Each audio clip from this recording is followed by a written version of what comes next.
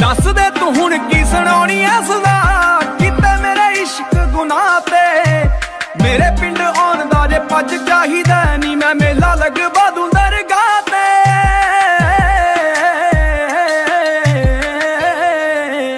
ਮੱਥਾ ਟੇਕ ਜਾਈ ਨਾਲੇ ਸਹੁਰੇ ਦੇਖ ਜਾਈ, ਨਾਲੇ ਛਕ ਲਈ ਪਕੌੜੇ ਜਿਹੜੇ ਬਣੇ ਭੰਗ ਤੋਂ। ਹੋ ਕਾਲੇ ਜੇ ਲਿਬਾਸ ਦੀ ਸ਼ਕੀਨਣ ਕੁੜੀ,